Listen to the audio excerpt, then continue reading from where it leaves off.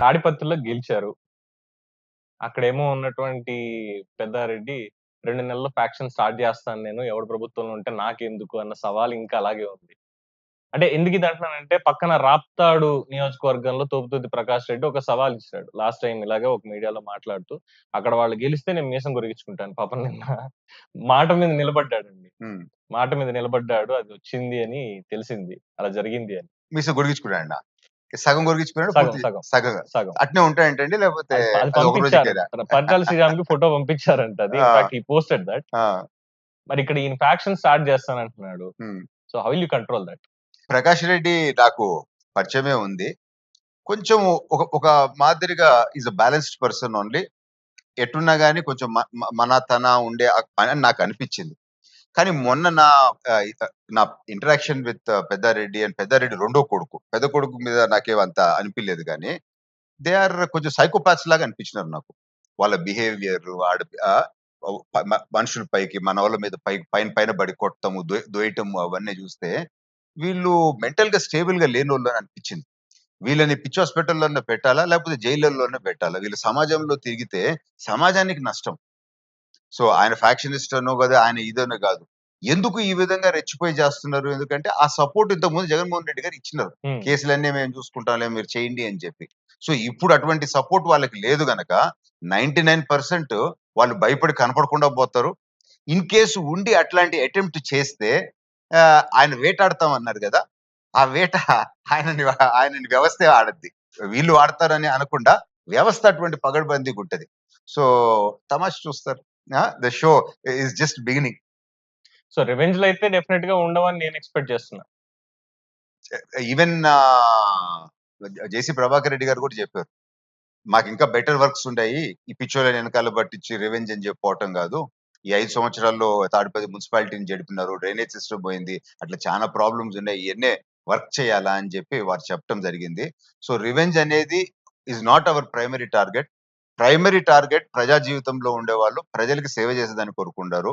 మన స్వార్థమో, లేకపోతే రివెంజ్‌లో మనం సంపాదించుకోవటమో, లేకపోతే మన అధికారం చూపియటమో, ఇట్లాంటివన్నీ చేయటం అనేది ఇమ్మెచ్యూరిటీ కింద వస్తది. And they are non serious leaders కిందకొస్తది. అదే విధంగా ఒకటి మాత్రం నేను క్లారిఫై మళ్ళా ఒకసారి చేయాలనుకుంటున్నాను. తప్పు చేసిన వాళ్ళందరికీ పనిష్మెంట్ రివెంజ్ అని చెప్పి కాకపోయినా, ఆ పనిష్మెంట్ అనేది ఇవ్వకపోతే ప్రజలకు గూడా వ్యవస్థ మీద నమ్మకం పోద్ది. తప్పు చేసిన వాళ్ళకి 5 సంవత్సరాలు గాని, 6 సంవత్సరాలు గాని, 7 సంవత్సరాలు గాని ఎప్పుడో ఒకప్పుడు పనిష్మెంట్ పడతది అనే భయం ఉంటే, రేపనే రోజు మళ్ళా చేయాలనుకునే వాళ్ళు కూడా చెయ్యకుండా ఉంటారు గనక, అందుకని ఖచ్చితంగా యాక్షన్ విల్ బి టేకెన్. అది ఇట్లా ఫాల్స్ కేసులు పెడతాం, రాత్రులు రాత్రులు ఎత్తుకొని పోవటము, అరెస్ట్ చేసి రఘురామకృష్ణరాజు గారిని కొట్టినట్టు ట్రూ. కొడతాం అట్లాంటివి ఉండవు. ప్రాపర్ జ్యుడిషియల్ ఎంక్వైరీ ఉంటది. ట్రాన్స్‌పరెంట్‌గా జరగద్ది. సో, సో ఇది మాత్రం మీరు డిఫరెన్స్ ఖచ్చితంగా చూడగలుగుతారు in the coming days. So, తండ్రేమో మున్సిపల్ చైర్మన్, కొడుకేమో ఎమ్మెల్యే. ఇప్పుడు రేపు పొద్దున్నెళ్లి సార్ మాకు ఎమ్మెల్యే గారు మాకు నియోజకవర్గంలో మా దానికి ఇలా కావాలి ఇది అని చెప్పి ఎమ్మెల్యే గారిని అడగాలి. ప్రభాకర్ రెడ్డి గారు అస్మిత్ దగ్గరికెళ్లి అడుగుతారా? లేదంటే చెవి మెలేసి చేస్తావా చెయ్యవా అని అంటారా? రాయలసీమలో సంస్కృతి ఏందంటే పెద్దల్ని గౌరవించే సంస్కృతి.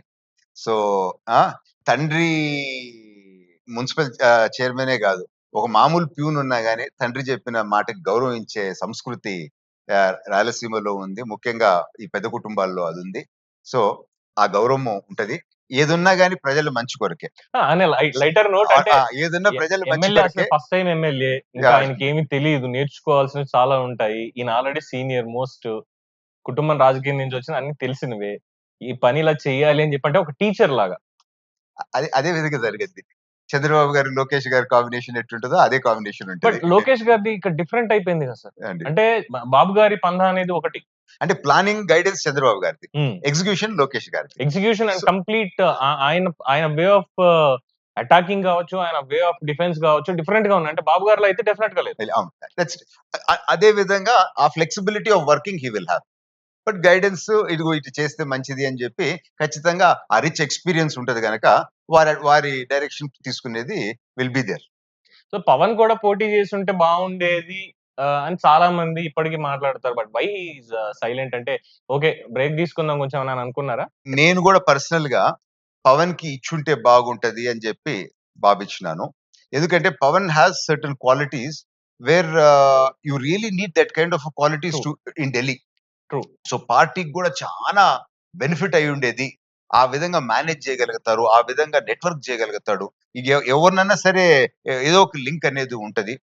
కానీ పార్టీ డెసిషన్ ఏం తీసుకుంది అనంటే, అప్పటికే ఇది లాస్ట్ ఫేజ్‌కి వచ్చేసి బీసీల నంబర్స్ లో ఇక్కడ ఇస్తే తగ్గద్ది అనే అభిప్రాయం పార్టీలో వచ్చింది గనక బీసీకి ఇవ్వాలనే ఒక డెసిషన్ తీసుకున్నారు. ఎందుకంటే దాని ముందు వేరే నియోజకవర్గాల్లో ఇవ్వటం జరిగింది.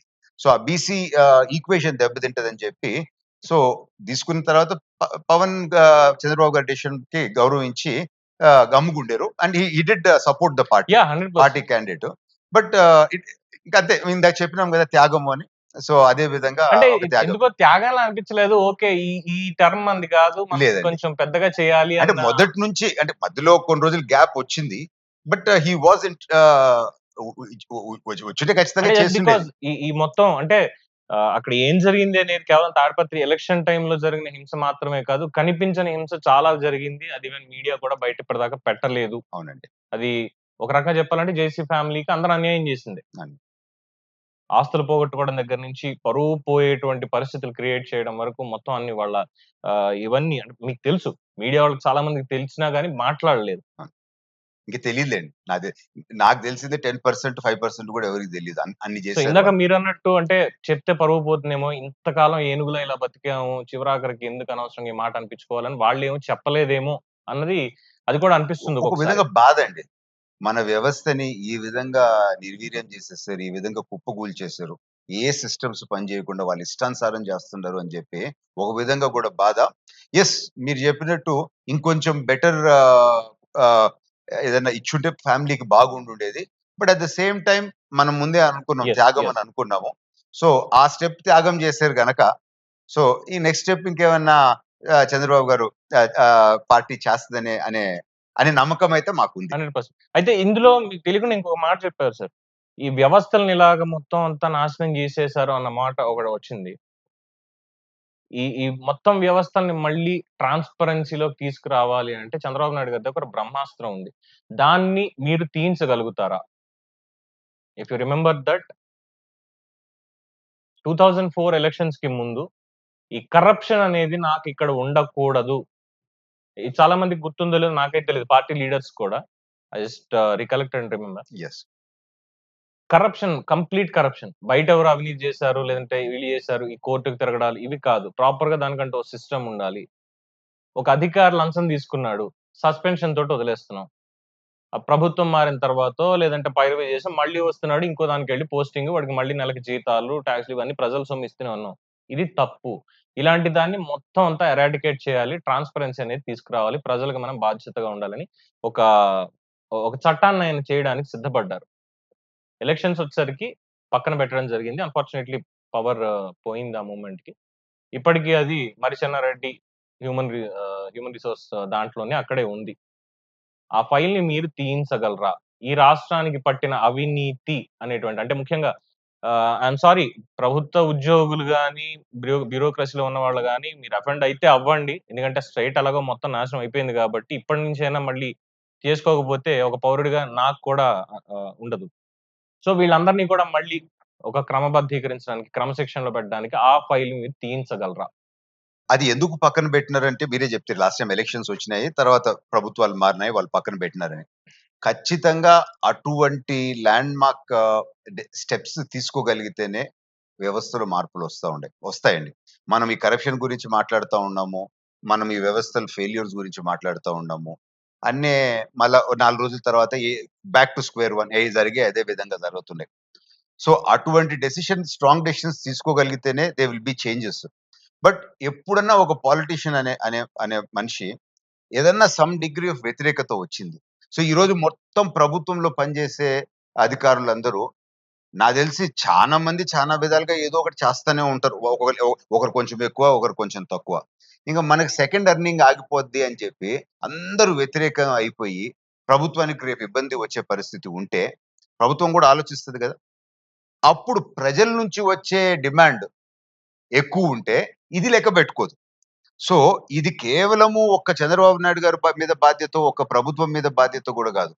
ప్రజల నుంచి కూడా ఒక కోరిక రావాలి. సో మీరు ఈ రోజు లేవనెత్తినారు.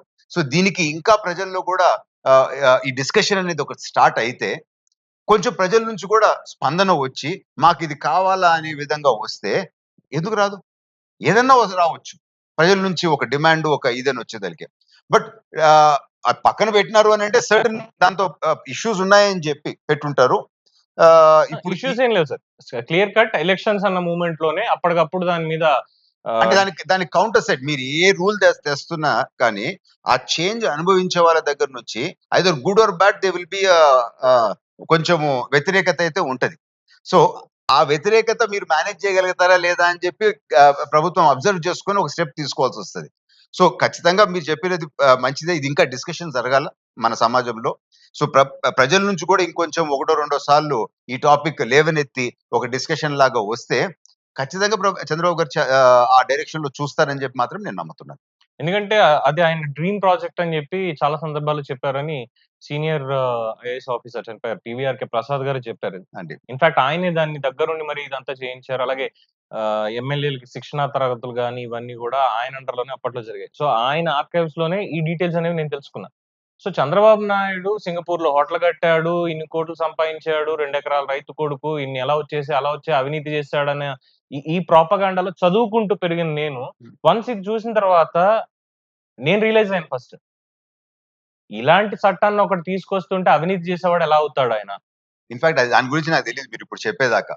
సో, అంటే వారికి ఎటువంటి మంచి ఉద్దేశాలు ఉన్నాయో అని చెప్పి దాన్ని బట్టి మనం అర్థం చేసుకోవచ్చు. ఎగ్జాక్ట్‌లీ. ఖచ్చితంగా మీరు ఈ రోజు లేవనెత్తినారు గనక, ఈ ప్రోగ్రామ్ చూసిన వాళ్ళు ఇంకా ఇట్నే డిస్కషన్ మళ్ళా ముందుకు పోతే 100% వారి దృష్టికి పోతే అగైన్ రేపు ఇన్ ద రొటీన్ కోర్స్ రేపు అడ్మినిస్ట్రేషన్‌లో రేపు మీరు కలిసినప్పుడు పవన్ మీ చట్టం గురించి ఇలా అడిగాడు, ఒకసారి గుర్తు చేసుకోమన్నాడు, దాన్ని తీసుకురమ్మన్నాడు అని ఒక మాట చెప్పండి సార్. ఖచ్చితంగా. అంతెందుకు ఎవరన్నా మనకి ఒక కంప్లెయింట్ లాగా ఇస్తే రేపు అసెంబ్లీలో కూడా పెట్టిస్తాము. Government is suppose to then I will answer. Do that. Ah! Will give it to the committee and get it tabled. The government has to answer.